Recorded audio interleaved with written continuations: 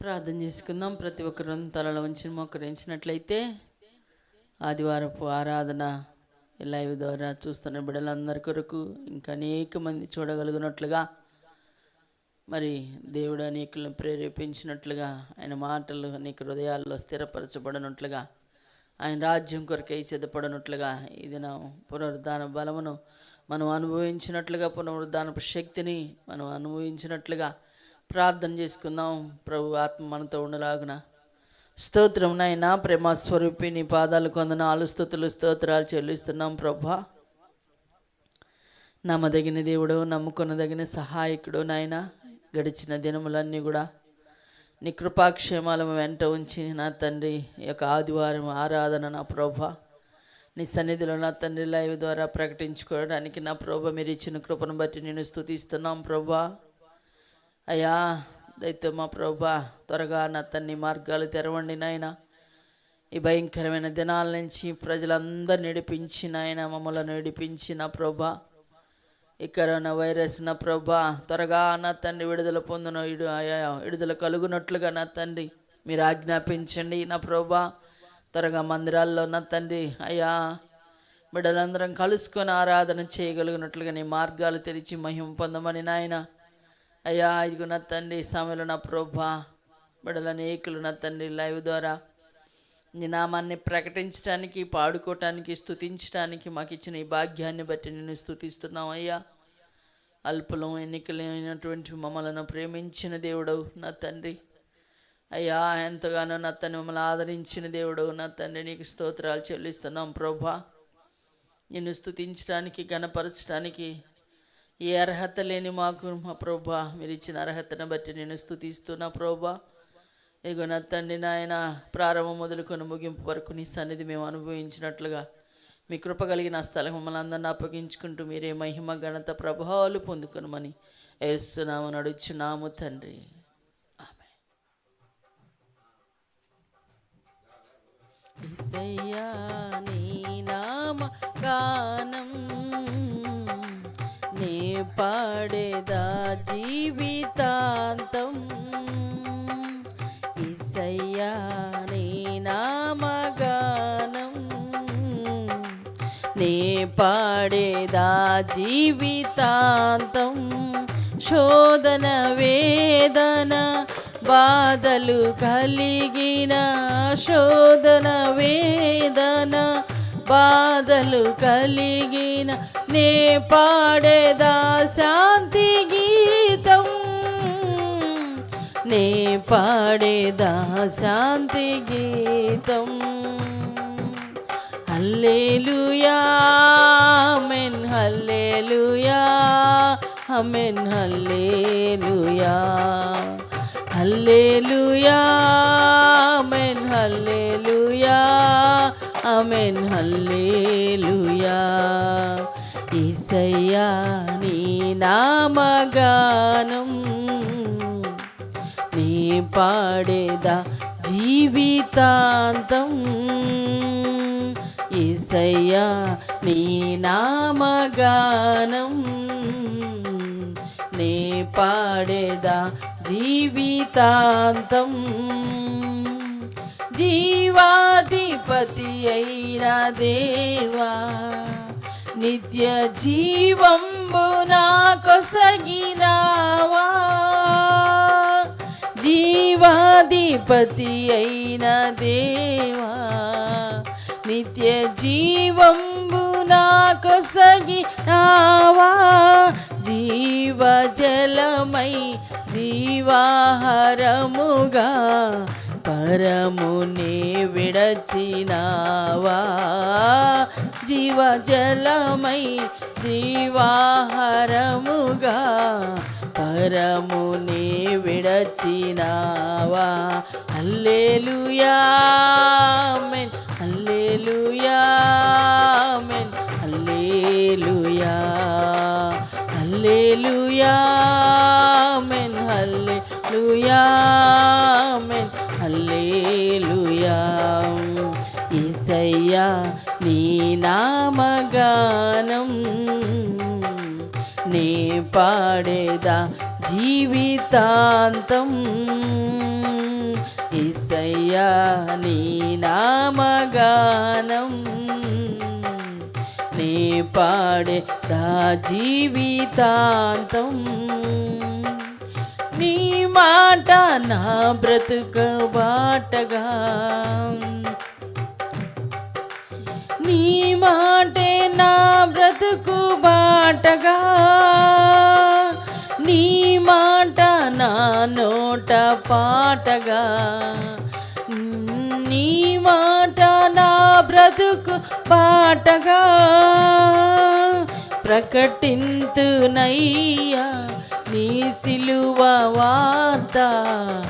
ప్రాణమున్నంత వరకు ప్రకటింతునయ్యా నీ సిలువ వార్త. ప్రాణమున్నంత వరకు నీ మాట నా నోట పాటగా, ప్రభు నీ మాట నా బ్రతుకు బాటగా,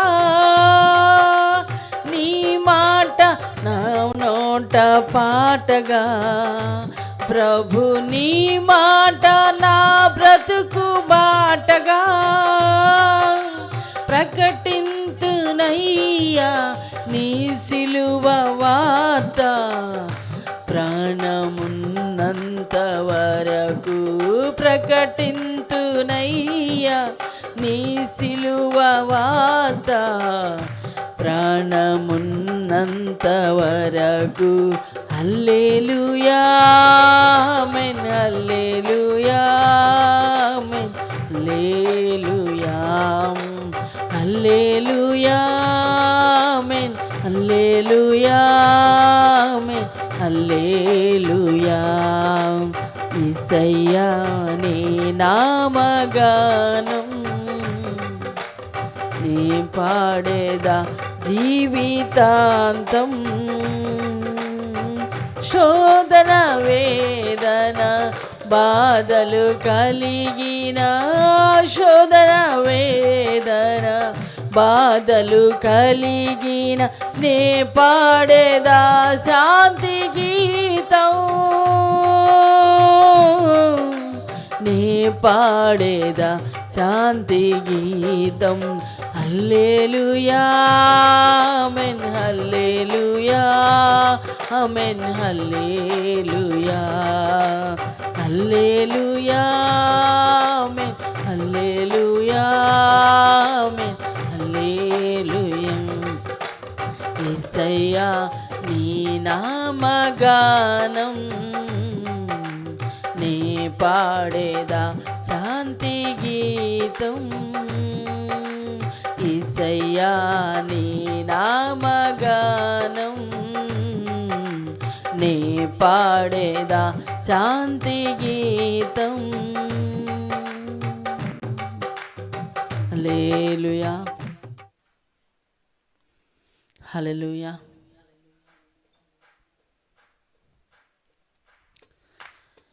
నీవు లేని జీవితం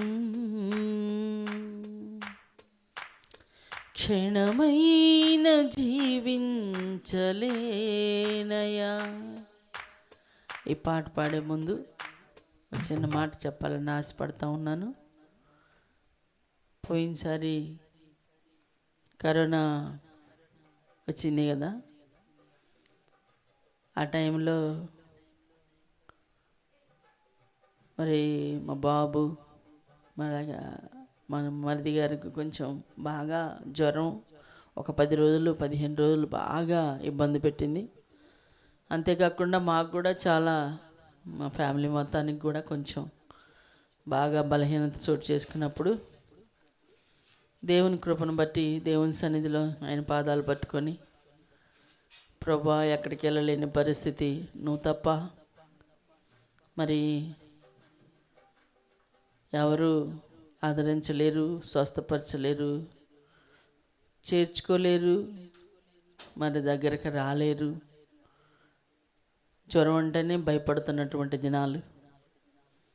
అలాంటి పరిస్థితిలో మరి దేవుడు స్వస్థపరిచి మంచి ఆరోగ్యం ఇచ్చిన తర్వాత ఒక దినాన నేను ఒంటరిగా కూర్చున్నప్పుడు నేను ఎందుకో తెలియకుండా దేవుణ్ణి తలపోసుకుంటా, ఆయన కృపను తలపోసుకుంటూ దేవుణ్ణి స్తుతిస్తూ, ప్రభా నువ్వెంత ప్రేమించావయ్యా, భయంకరమైన బలహీనత నుంచి విడిపించావు అని చెప్పి, నిజంగా నువ్వు ప్రేమించకపోతే, నువ్వు చూడకపోతే, మనిషిని ప్రేమించలేకుండా, అంటే ప్రేమించే మనసు ఉన్నప్పుడు కూడా దగ్గరకు రాలేని పరిస్థితి, దగ్గర కూర్చోలేని పరిస్థితి అంత. ఇప్పుడు మరి ఈ సంవత్సరం ఉన్నట్టు మరి డాక్టర్లు, హాస్పిటళ్ళు ఇలాంటివి కూడా పోయిన సంవత్సరంలో లేవు.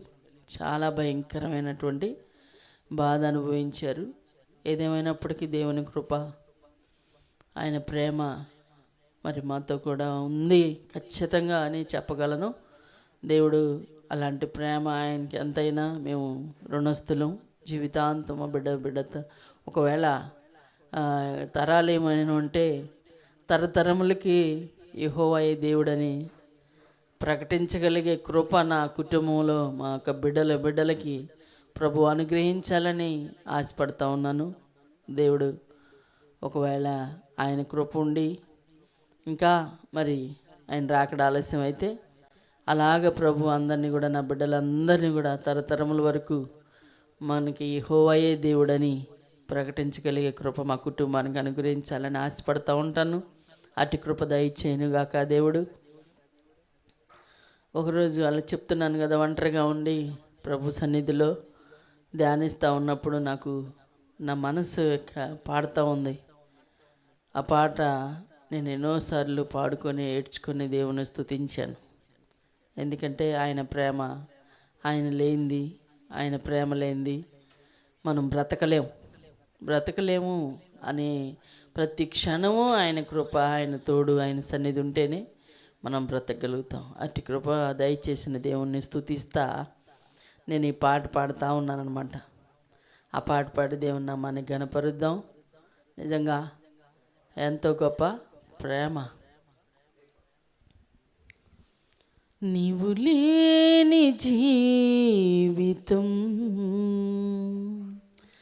క్షణమైన జీవించలే,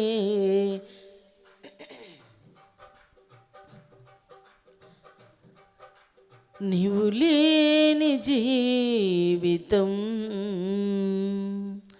క్షణమైన జీవించలేనయా.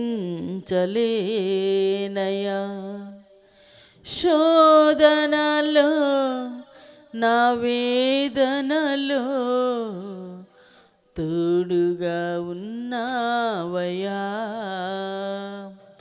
నా తోడుగా ఉన్నావయ్యా.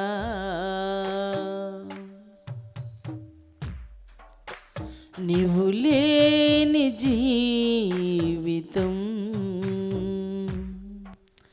క్షణమైన జీవించలేనయా.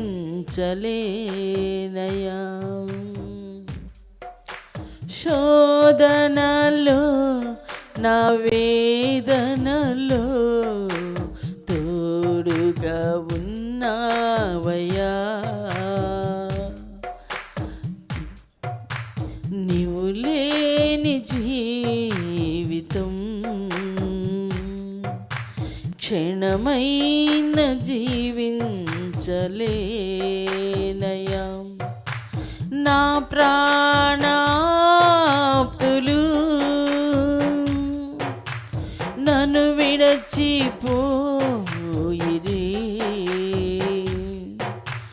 నా ప్రాణాప్తులు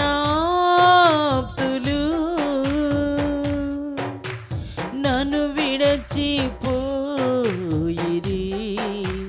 ప్రియుడైన యేసయ్యా చెంతకు నన్ను చేర్చెను, ప్రియుడైన యేసయ్యా చెంతకు నన్ను చేర్చెను. నీ స్నేహమే నాకు చాలయ్యా, నీ తోడు నాకు చాలయ్యా, నీ స్నేహమే నాకు చాలయ్యా, నీ తోడు నాకు చాలయ్యా, నీవు లేని జీవితం క్షణమైన జీవించలేనయ్యా.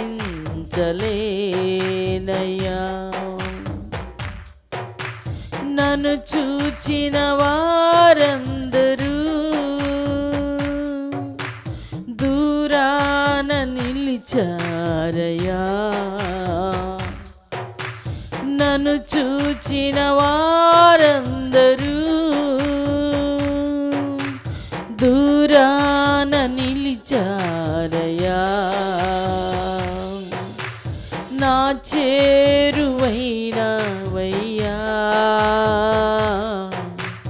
నన్ను హత్తుకున్నావయ్యా.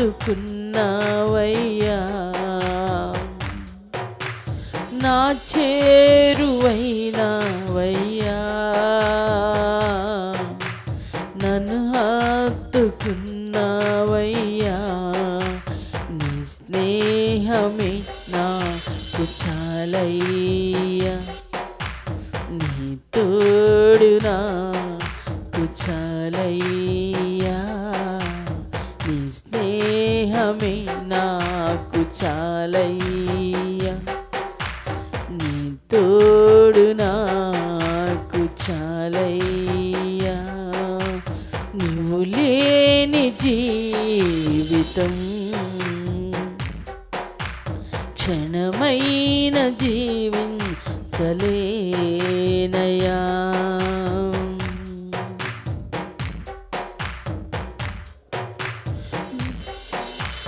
నా దుఃఖ బాధలలో, నా రోగ బాధలలో నే కృంగిపోతిని.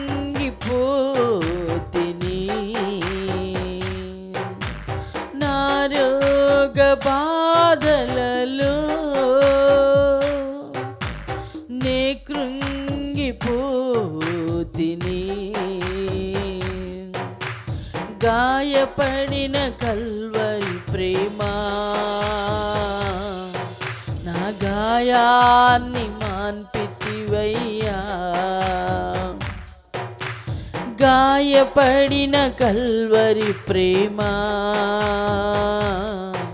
నా గాయాన్ని మాన్పితివయ్యా. నీ స్నేహమే నాకు చాలయ్యా, నీ తోడు నాకు చాలయ్యా. నీ స్నేహమే నాకు చాలయ్యా, నీ తోడు నాకు చాలయ్యా. నీవు లేని జీవితం క్షణమైన జీవించలేనయ్యా. శోధనలో నా వేదనలో తోడుగా ఉన్నావయ్యా. నా శోధనలో నా వేదనలో తోడుగా ఉన్నావయ్యా. నీవు లేని జీవితం క్షణమైన జీవించలేనయ్యా, జీవించలేనయ్యా.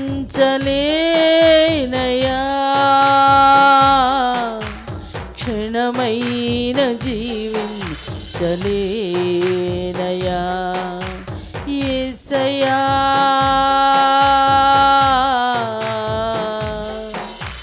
నీ తోడు లేనిదే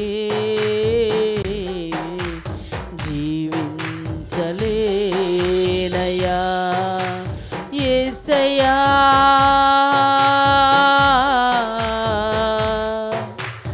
నేను జీవించలే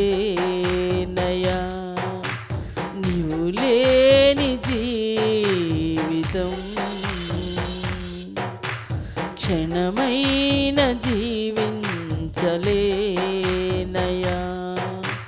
క్షణమైన జీవించలేనయా,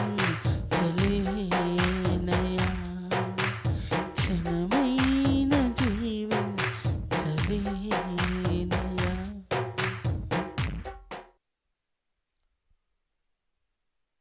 దేవునికి స్తోత్రం. Praise the Lord. హల్లెలూయా. ప్రియ దేవుని బిడ్డలారా, సహోదరి సహోదరులారా, లైవ్ ద్వారా చూస్తున్న మీ అందరికీ నా హృదయపూర్వకమైన వందనాలు తెలియజేసుకుంటున్నాను.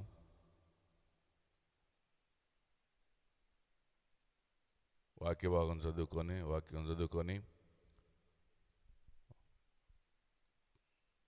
ముందుకెళ్దాం. లూకా సువార్త 8వ అధ్యాయం 50వ వచనం చదువుకుందాం. యేసు ఆ మాట విని, భయపడవద్దు, నమ్మిక మాత్రం ఉంచుము.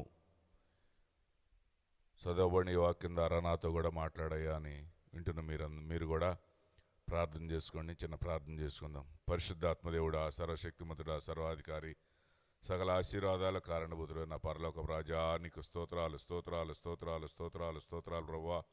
ఇప్పటి వరకు ప్రభావ మమ్మల్ని అందరినీ నీ రెక్కల చాటుని కాసి కాపాడి నీ కృపలో భద్రపరిచి ప్రభావ నీ సన్నిధి మాకు తోడుగా ఉంచి సజీవ లెక్కలో ఉంచిన విధానాన్ని బట్టి నాయన నీ కృతజ్ఞతలు చెల్లించుకుంటున్నాం ప్రభావ. అయ్యా, ఈ సమయంలో ప్రభావ ఈ లవి ద్వారా చూస్తున్న బిడ్డలందరితో మీరు మాట్లాడిన ప్రభావ, చదవబడిన వాక్యం ద్వారా నీ బిడ్డలతో ప్రత్యేకమైన రీతిలో మీరు మాట్లాడి ప్రభావ. అయ్యా, నన్ను నీ సిలువ చాటును మరుగుపరుచుకోండి. అయ్యా అయ్యా అయ్యా అయ్యా నీ ఆత్మతో అభిషేకించండి ప్రభావ. ప్రతి ఒక్క బిడ్డను బలపరిచి ప్రభావ, ప్రతి ఒక్కరినైనా నీ చిత్తానుసారంగా నీ వాక్యానుసారంగా నడుచుకునే కృపను ప్రతి ఒక్కరికి దయచేయమని నజరేయుడని యేసునామమున ప్రార్థించి అడిగి వేడుకొంచున్నాను తండ్రి, ఆమెన్. హల్లెలూయా హల్లెలూయా. యేసు ఆ మాట విని, భయపడవద్దు, నమ్మిక మాత్రము ఉంచుమని చెప్పి అక్కడ ఇది ఏ సందర్భంలో మాట్లాడంటే ప్రభు, యాయూరు అను ఒక సమాజ మందిరపు అధికారి ఆయన బిడ్డకి మరణకరమైన రోగం వచ్చినప్పుడు మరి ఆయన యేసు ప్రభు వారి దగ్గర పోయి, ప్రభువా నా బిడ్డ మరణకరమైన స్థితిలో ఉన్నది, మీరు నా బిడ్డను బ్రతికించండి అని బతిమిలాడుకుంటూ ఉన్నాడు. ఈలోపు అనేక మంది వస్తూ ఉండారు, పోతూ ఉండారు. చాలా కొంతసేపు సమయం జరుగుతూ ఉంది. ఆ తర్వాత ఈ యాయూరు వాళ్ళ ఇంటి దగ్గర నుంచి అతని పనివాళ్ళలో ఒక పనివాడు వచ్చి, నీ బిడ్డ చనిపోయింది, ఇంకా ఆయన్ని బతిమలాడవద్దు, ఆయన్ని ఇసికించవద్దు, నీకు వచ్చేయి అని చెప్పి అన్నప్పుడు యేసు ప్రభు వారు ఆ మాట విని, భయపడవద్దు, నమ్మిక మాత్రం ఉంచుము అని యేసు ప్రభు వారు ఈ యాయూరుతో చెప్తున్నాడు. పడవద్దు, నమ్మిక మాత్రం ఉంచుము, విశ్వాసం ఉంచు, నీ బిడ్డ బ్రతికిద్దని విశ్వాసం ఉంచు అని చెప్పి, భయపడవాక, ఏ విధమైన చింత నీకు అవసరం లేదు, నీ బిడ్డ బ్రతికిద్ది, నువ్వు భయపడవాక, నువ్వు విశ్వాసంతో స్థిరముగా నిలకడగా ఉండు అని చెప్పి యేసు ప్రభు వారు యాయూరుతో మాట్లాడుతున్నాడు. ఆ తర్వాత యేసు ప్రభు వారు వాళ్ళ ఇంటికి వెళ్ళి ఆ బిడ్డని ఊరిక అట్లా నిద్రపోతూ ఉంది, ఈ బిడ్డ చనిపోలేదని చెప్పి ఆ బిడ్డను లేపుతాడు. అక్కడ అద్భుత కార్యం చేస్తాడు దేవుడు.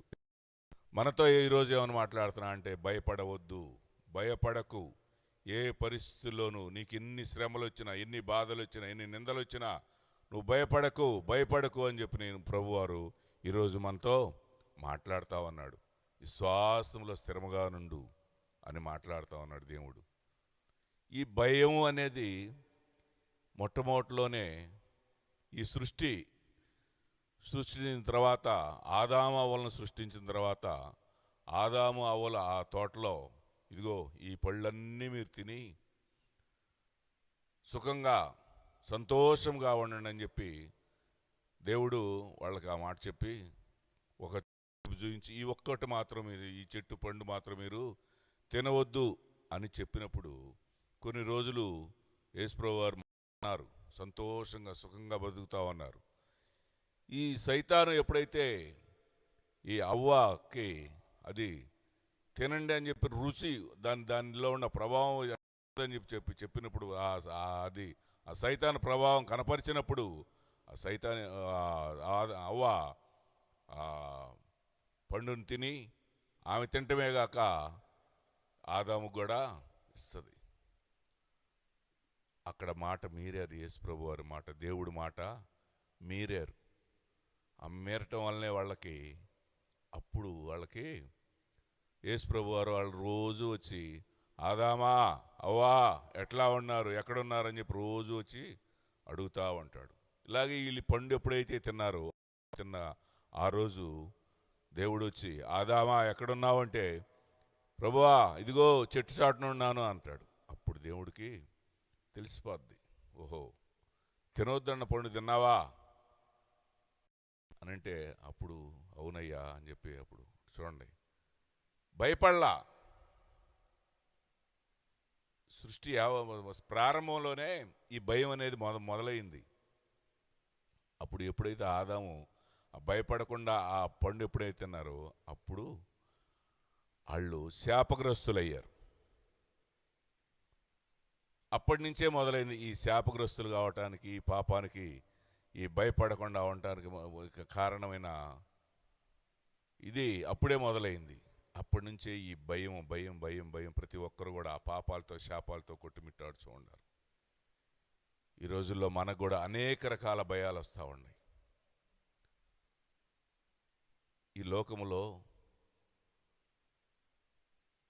క్రైస్తవ బిడ్డలమైన మనము దేనికి భయపడకూడదు, ఒక దేవునికి మాత్రమే భయపడాలి.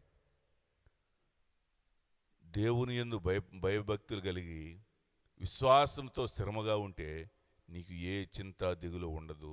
నూతన ఆరోగ్యాన్ని, శక్తిని, నీకు కావలసిన ప్రతిదీ ఆయన నేను సమకూరుస్తాను, నాలో ఇమిడిపోయి ఉండండి, నా భయభక్తులు కలిగి ఉండండి అని చెప్పి దేవుడు మనకి సెలవిస్తా ఉన్నాడు. యోబు అనుకున్నాడు. యోబు గ్రంథం 3:25 చూస్తే చదువుకున్నాం. అది యోబు గ్రంథం 3:25.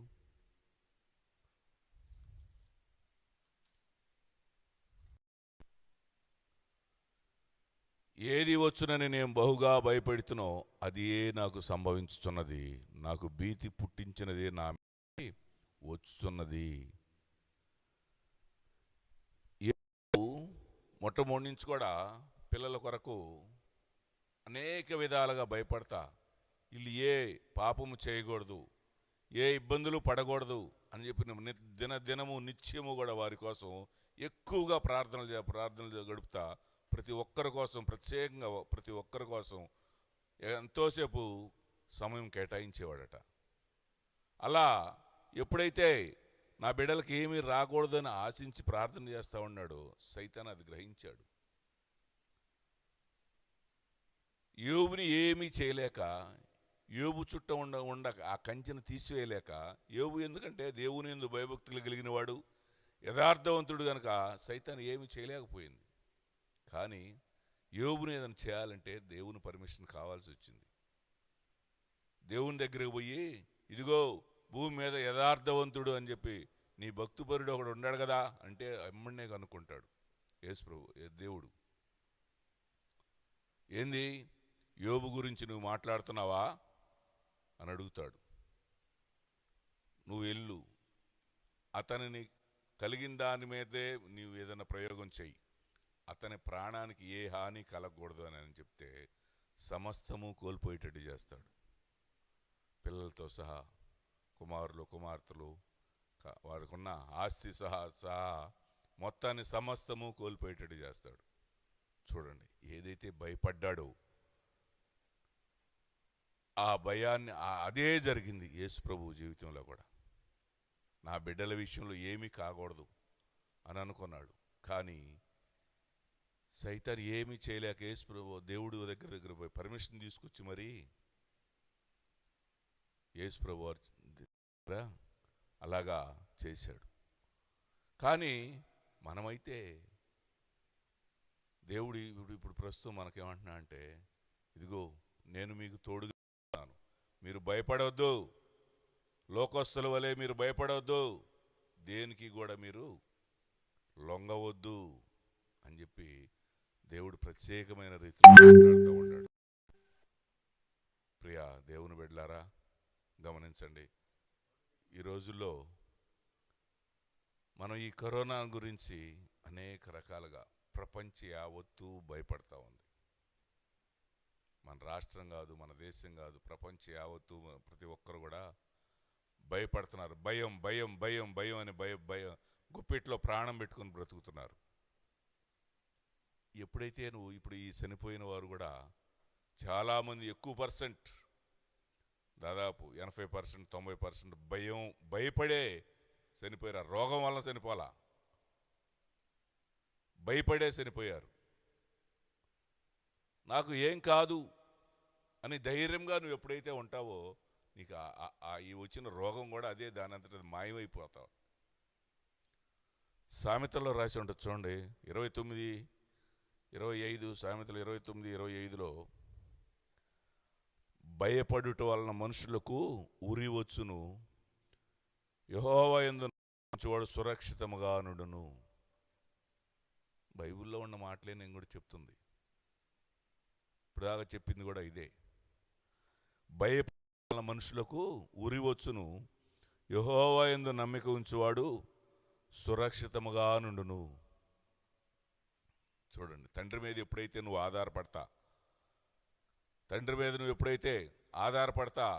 ఆయన యందు భయభక్తులు కలిగి ఆయన వాక్యం ద్వారా వాక్యానుసారంగా ఎప్పుడైతే నువ్వు జీవించగలుగుతావో, ఆయన ఎప్పుడైతే విశ్వాసం ఉంచుతావో నువ్వు సురక్షితంగా ఉంటావు అని చెప్పి దేవుడి వాక్యాలు సెలవిస్తూ ఉన్నాయి. భయపట్టు వలన మనుషులకు ఉరి వచ్చును. ఈ రోజుల్లో జరుగుతుంది అదే. భయం భయం భయం భయపడటం వలన అనేక మంది చనిపోతూ ఉన్నారు. యెహోవా యందు నమ్మిక ఉంచున్నవాడు సురక్షితముగా ఉండును. ఎప్పుడైతే ఆయన మీద విశ్వాసం ఉంచి, ఎప్పుడైతే ఆయన వాక్యానుసారంగా నువ్వు నడుచుకుంటా ఉంటావో నువ్వు సురక్షితంగా ఆయన నీడలో నిన్ను కాచి కాపాడుతూ ఉంటాడు దేవుడు. ప్రియ దేవుని బిడ్డలారా గమనించండి.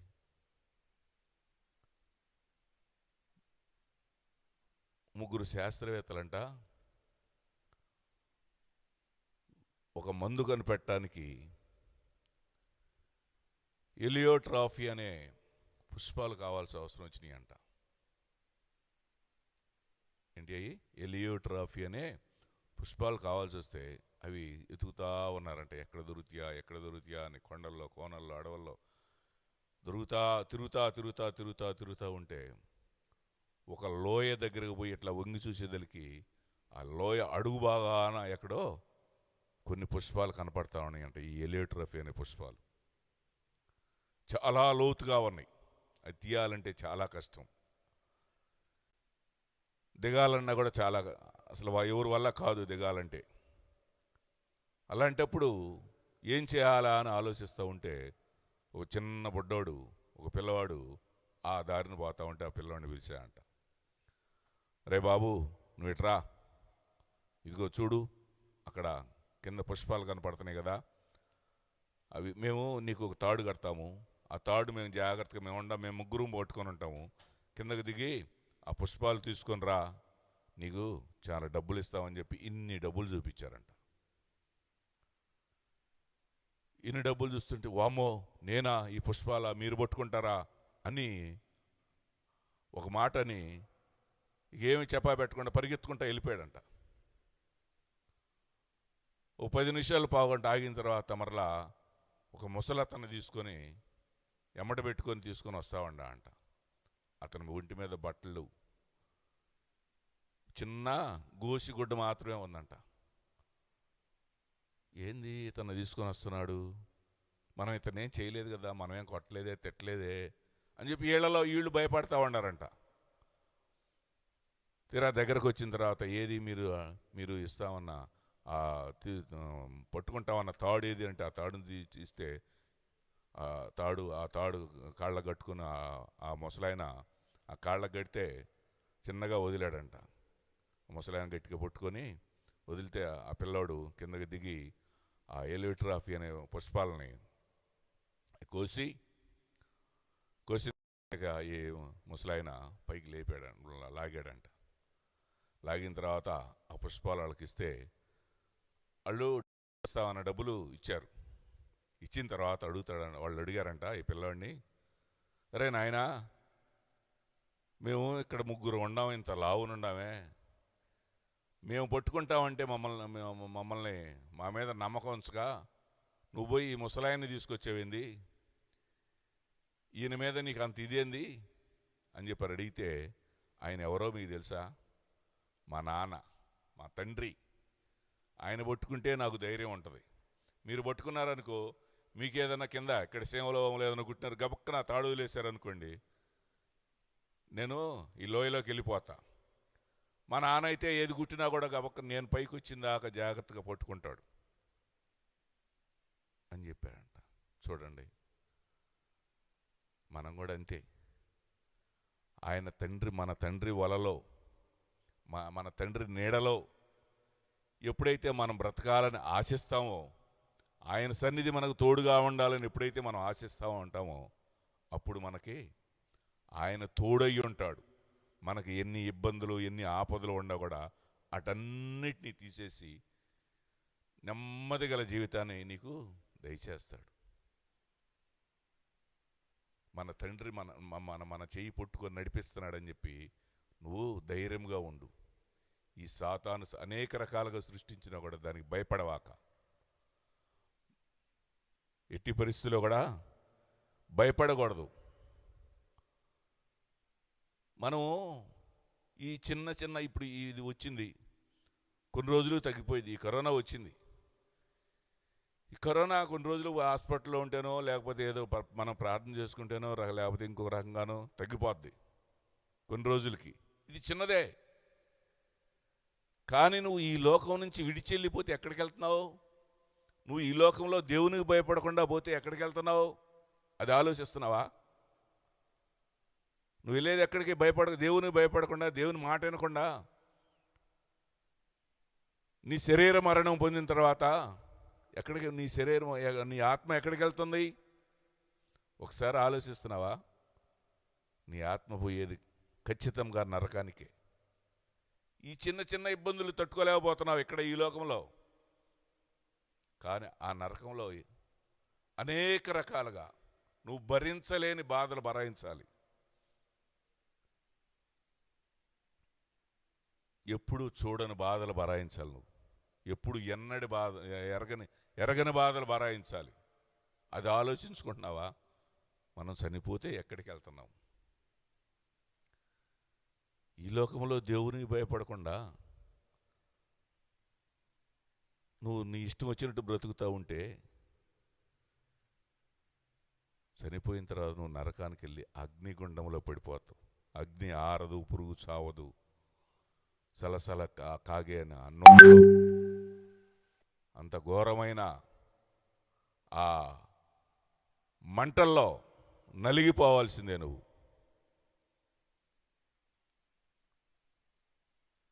ఈ లోకంలో నువ్వు నేను సంతోషంగా బతుకుతున్నాను అనుకుంటున్నావేమో, దేవునికి భయపడకుండా. సాతాను కూడా అనేక రకాల సంతోషాలు కలుగు చేసిద్ది. కానీ దేవునికి భయపడకుండా నువ్వు బ్రతుకుతా ఉంటే నీ బ్రతుకు ఈ లోకం వరకే.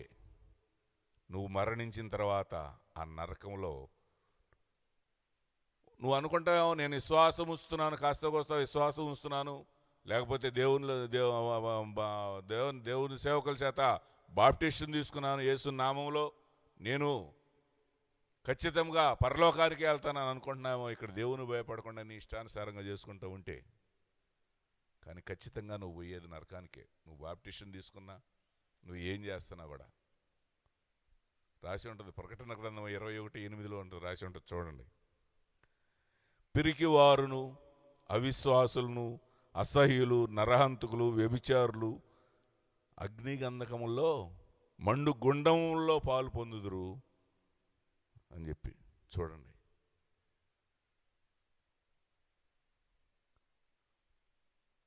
మొట్టమొదటగా పిరికివారే అంటే నువ్వు భయపడుతున్నావు, ఈ లోకాన్ని చూసి భయపడుతున్నావు, దేవుని ఎందుకు భయపడలా, దేవునికి లోబట్టలా.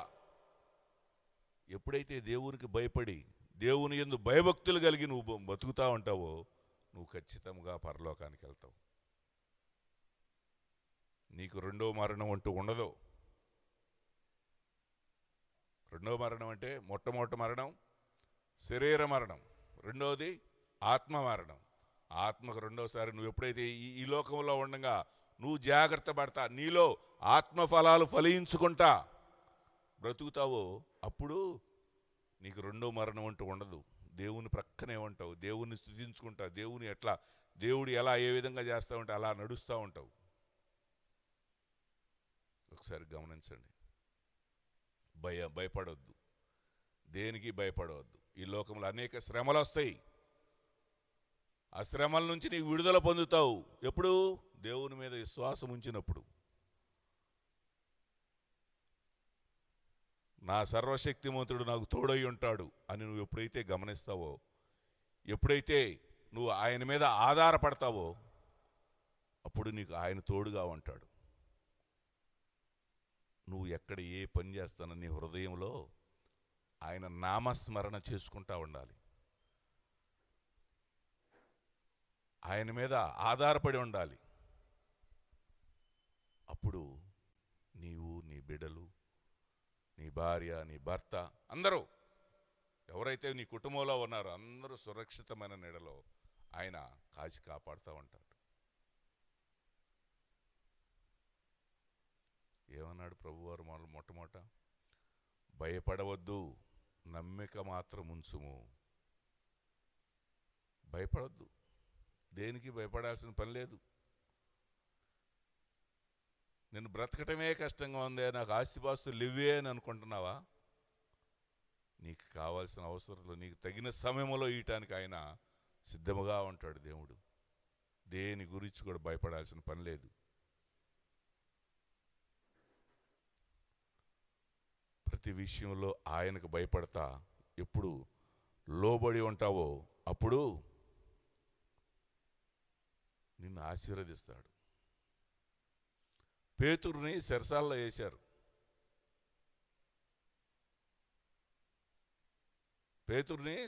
వేశారు. పేతురు కోసం ఆ సంఘం అంతా అత్యాసక్తితో ప్రార్థన చేస్తూ ఉంది. ఆ సంఘానికి రానాళ్ళు కొంతమంది ఆడపడుచులు ఇళ్ల దగ్గరుండి, రేపు మనం పలానా టయానికి ప్రార్థన చేసుకుందాం, పేతురు గారి మన సేవకుడి కొరకు ప్రార్థన చేద్దామని చెప్పి వీళ్ళు మాట్లాడుకుంటూ ఉంటే కొంతమంది వాళ్ళ ఒక చిన్నది ఆ మాటిని రోదే అని చిన్న బుడ్డదిని, నేను కూడా వస్తాను మీతోటి ప్రార్థన కంటే, సరే రా అంటే మరుసటి రోజు మధ్యాహ్నప్పుడు కూర్చొని ప్రార్థన చేస్తూ ఉండారు. ప్రార్థన చేస్తూ ఉంటే వచ్చి ఆ గది తలుపులు వేసుకొని ప్రార్థన చేస్తూ ఉంటే ఆ గది తలుపులు వచ్చి టకా టకా టకా టకా కొట్టారు. కొడితే ఈ చిన్నది రోజా ఆ బుడ్డది పోయి ఆ గడిదీయంగల్లోనే పేతురు కనపడతాడు. ఎమ్మడిని ఆ పేతురుని చూసి ఆ తలుపు మళ్ళీ దగ్గరకేసి, మళ్ళీ గడి కూడా పెట్టకుండా దగ్గరకేసి ఆ ఆనందంతో పేతురంకులు వచ్చాడు అని చెప్పి సంతోషంగా వీళ్ళ దగ్గరకు వచ్చి ప్రార్థన చేసే వాళ్ళ దగ్గరకు వచ్చి అడిగితే వాళ్ళు ఏమన్నారు? పిచ్చిదానివి, నువ్వు ఏం చూసి ఏమి భ్రమపడి నువ్వు పేతురంకులు వచ్చాడని చెప్తున్నావు అని అన్నారు. చూడండి, వీళ్ళు ప్రార్థన చేస్తుంది ఎవరి కోసం అంటారు? పేతురు చెరసాలలోంచి బయటకు రావాలనే ప్రార్థన చేస్తున్నారు. ప్రార్థనలు ఆలకించాడు, దేవుడు పంపించాడు, వచ్చాడు. కానీ వీళ్ళేమంటున్నారు? మన ప్రార్థన అందుకు ఆలకిస్తాడు, మనం చేసే ప్రార్థనలు ఏమన్నా ప్రార్థనలా, మన దగ్గరికి ఎందుకు వస్తాడు, నువ్వు పిచ్చిదానివి అని అంటున్నారు. చూడండి, కొంతమంది అంతే అవిశ్వాసంతో కూడిన ప్రార్థనలు చేస్తూ ఉంటారు. నువ్వు ఎప్పుడైతే విశ్వాసంతో కూడిన ప్రార్థన చేస్తావో నీ దగ్గరికి వచ్చి నీ మాట విని నీ ప్రార్థన ఆలకించి నీకు కావలసిన సమస్తాన్ని ఆయన కలగజేస్తాడు. ప్రియా సహోదరుడా, గమనించు, ఎప్పుడైతే దేవునికి భయపడతా విశ్వాసంతో స్థిరంగా ఉంటూ విశ్వాసంతో కూడిన ప్రార్థన ఎప్పుడైతే చేసుకుంటా ఉంటావో నిన్ను దేవుడు ఆశీర్వదించడానికి ఆయన ఆయన కనుదృష్టి ఎప్పుడు నీ మీద ఉంచుతాడు. Praise the Lord. Hallelujah, hallelujah. నీలో నా శక్తిమంతుడు నాకు తోడై ఉన్నాడు, నా దేవుడు నా సర్వశక్తిమంతుడు అని నీకు తెలియాలి. ఏదైనా చేయగల సమర్థుడు అని నీకు ఆలోచన రావాలి. నీ హృదయంలో ఆ గ్రహింపు కలగాలి. విజయ్ అనే ఒక యవనస్తుడంట మిలిటరీలో పనిచేయడానికి వెళ్తే ఒక కమాండర్ దగ్గర అసిస్టెంట్గా అతను పెట్టుకున్నారట. అసిస్టెంట్గా అతను పెట్టుకుంటే ఇతనేమో ఈ విజయ్ అనే అతనేమో దేవుని నమ్ముకున్నవాడు, దేవుని మీద విశ్వాసం ఉంచినవాడు, దేవుని యందు భయభక్తులు కలిగినవాడు. ఈ కమాండర్ వీళ్ళేమో లోకానుసారంగా తిరిగేవాళ్ళు. ఈ కమాండర్ ఏదైనా మాట చెప్తే నా దేవుడు సర్వశక్తిమంతుడు, నా దేవుడు సర్వాధికారి, నాకు ఏదైనా చేస్తాడు, నాకు క్షణక్షణం నాకు తోడై ఉంటాడు, ఆయన సన్నిధి నాకు తోడుగా ఉంటుంది అని గట్టిగా నా దేవుడు సర్వశక్తిమంతుడు గట్టిగా ఏ పని చెప్పినా కూడా అదే రూట్లో వెళ్తా ఉంటాడంట. ఏ పనైనా చెప్పు, నా దేవుడు సర్వశక్తిమంతుడు సర్వాధికారి అని చెప్తా ఉంటాడంట. కొన్ని రోజులు అలా గడిచిద్ది, కొన్ని నెలలు సంవత్సరాలు గడుస్తూ ఉంటాయి.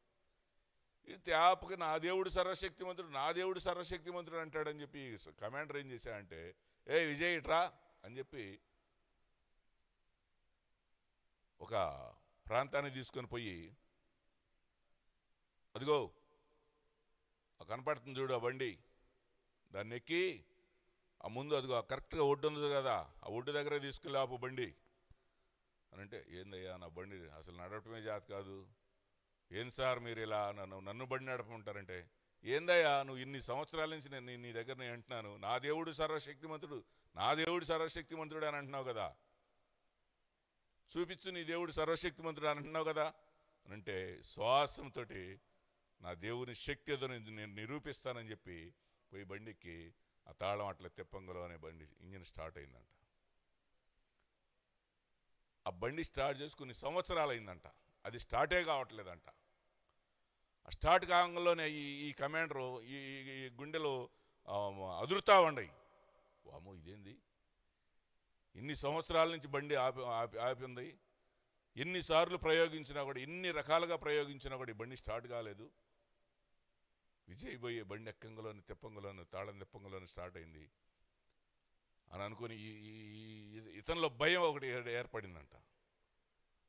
బండి ముందుకు నడిపించి కరెక్ట్గా ఆ అంచుల వరకు ఇది పోయి ఆపాడంట. కొంచెం ముందు పడిందంటే, కొంచెం ముందు జరిగిందంటే బండి ఇంకా ఆ లోయలో పడిపోయిద్దంట, సముద్రంలో కలిసిపోయిద్దంట. ఆ ముందు సముద్రం అంట. బండి విజయ్ అనే ఇతను కూడా మొత్తం సముద్రంలో కలిసిపోతారు.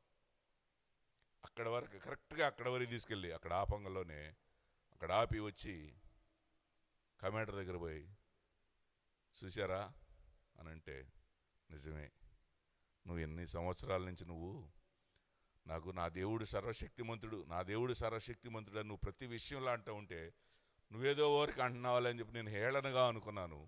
ఈరోజు నిజంగా నీ దేవుడు సర్వశక్తిమంతుడు అని నిరూపించావు. ఆ బండి స్టార్ట్ అయ్యి ఎన్ని సంవత్సరాలైందో, ఆ బండికి బ్రేకులు కూడా లేవు, కానీ కరెక్ట్గా ఆ అంచు దాకా పోయి ఆగిందంటే, కొంచెం ముందుకు పోయి ఉంటే ఆ బండి ఉండేది కాదు, నువ్వు ఉండేవి కాదు, మొత్తం సముద్రంలో కలిసిపోయేది, మాకు అసలు కనపడేవాడు కాదు.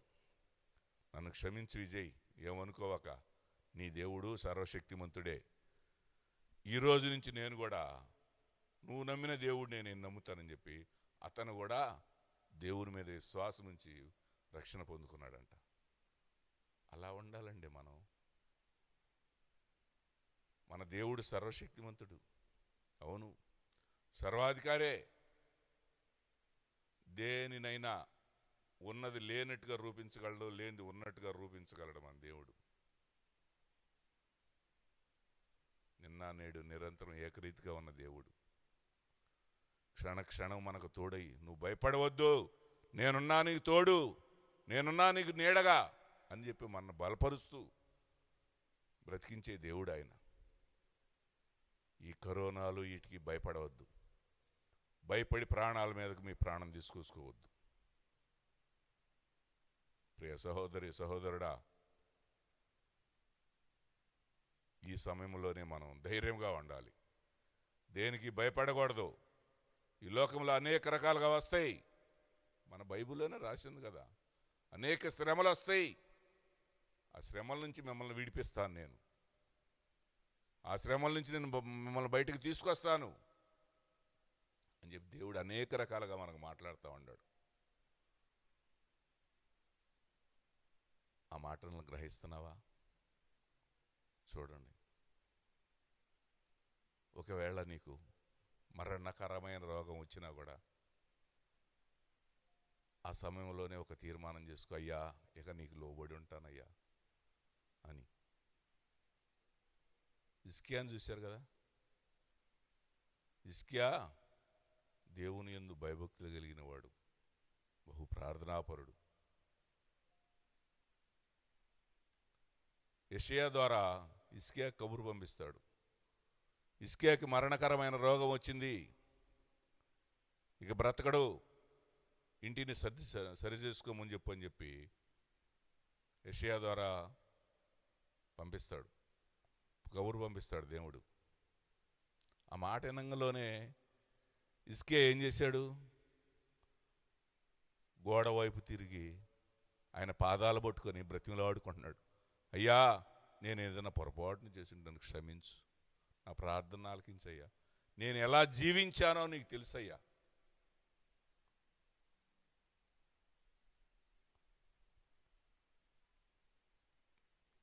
చదవండి ఇర్మియా గ్రంథం, 2 రాజులు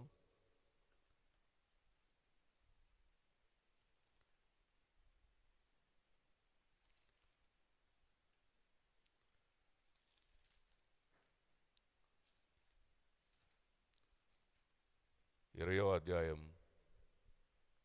మొట్టమొదటి నుంచి చదువుకుంటే, ఆ దినముల్లో హిజ్కియాకు మరణకరమైన రోగము కలుగ్గా ఆమోజు కుమారుడును ప్రవక్తయునైన యెషయా అతని యొద్దకు వచ్చి, నీవు మరణమవుచున్నావు, బ్రతుకవు గనుక నీవు నీ ఇల్లు చక్కబెట్టుకొనమని యెహోవా సెలవిస్తున్నాడని చెప్పగా, అతడు తన ముఖము గోడ తట్టు తిప్పుకొని, యెహోవా యథార్థ హృదయుడునై సత్యముతో నీ సన్నిధిని నేనెట్లు నడుచుకుంటునో, నీ దృష్టికి అనుకూలముగా సమస్తమును నేనెట్లు జరిగించుతునో కృపతో జ్ఞాపకము చేసుకొనమని హిజ్కియా కన్నీళ్లు విడుస్తూ యెహోవాను ప్రార్థించాడు.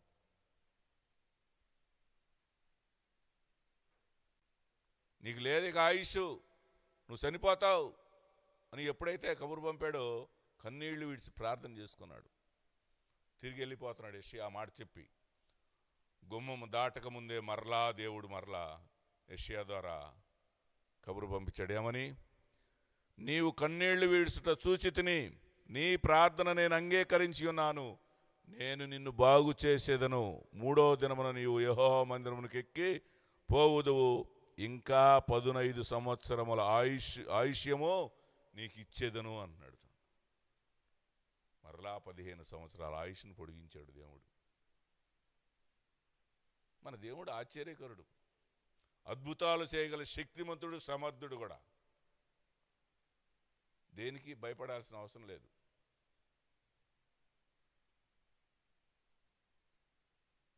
చివరిగా ఒక మాట చెప్పి ముగిస్తాను. నేను కూడా దేవుడు నన్నైతే సేవకు పిలుచుకుంటే సేవ చేయకుండా నా ఇష్టం వచ్చినట్టు తిరుగుతూ ఉంటే నాకు కూడా ఒక మరణకరమైన రోగం వచ్చింది. సోరియాసిస్ అనే రోగం వచ్చింది. ఆ రోగం వచ్చిన తర్వాత అందరూ కూడా మన సంఘంలో ఉండేవాళ్ళు కానీ, లోకంలో ఉండేవాళ్ళు కానీ, ఇక పాల్ గారు లేడు, ఇక ఇవాళ రేపో చనిపోతాడు, బ్రతకడు. డాక్టర్లు కూడా అదే చెప్పారు. 2-3 రోజులు గడిస్తేనే మేము చెప్పగలము. మరి ఘోరమైన స్థితిలో ఉంది నా పరిస్థితి. ఆ సమయంలో నేను యేసయ్య పాదాలు పట్టుకొని, అయ్యా నన్ను క్షమించు, ఈ సమయంలో నేను తీర్మానం చేసుకుంటున్నాను, ఇక ఏ పాపము చేయను, నీ సేవలోనే కొనియాడబడతానయ్యా, నీ సేవలోనే ఉంటానయ్యా నన్ను బ్రతికించు అని ఎప్పుడైతే ఆ మంచం మీద, ఆ బెడ్ మీదే ఉండి ఎప్పుడైతే ప్రార్థన చేసుకున్నానో, నా ప్రార్థన ఆలకించాడు దేవుడు. నన్ను మరలా నూతన శక్తి, నూతన జీవాన్ని ఇచ్చాడు. నన్ను చూస్తే ఎవరైనా సోరేసిస్ వచ్చిందని అనుకుంటారు? ఎవరైనా సోరేసిస్ వచ్చిన వాళ్ళ రూపం వికృతంగా ఉంటుంది. అక్కడ ఆ సోరేసిస్ వచ్చిన వాళ్ళని చూసి, అయ్యా జీవితకాలం నేను ఇలా బ్రతకాలా అని ఏడ్చుకున్నా. కానీ దేవుడు నా యందు కనికరం చూపి, నా మీద జాలిపడి మరలా నాకు నూతన జన్మనిచ్చాడు. కాబట్టి ప్రియ దేవుని బిడ్డలారా, సహోదరి సహోదరులారా, దేనికి ఈ లోకంలో భయపడవద్దు. మన దేవుడు శక్తివంతుడిని తెలుసుకోండి. మన దేవుడు సమర్థుడిని తెలుసుకోండి. శక్తివంతుడు కాదు, సర్వశక్తివంతుడు. ఇందాక మిలిటరీ వాళ్ళ గురించి విన్నాం కదా, మనం చూపించాడా? నేను సర్వశక్తి గల దేవుడు నన్ను నిరూపించుకున్నాడు కదా. కాబట్టి ప్రియ సహోదరి సహోదరుడా, నీవు ఎలా ఉన్నావో ఈ సమయం నుంచైనా దేవునికి భయపడి, దేవుని మీద విశ్వాసం ఉంచి, దేవుని మీద ఆధారపడి, దేవునికి లోబడి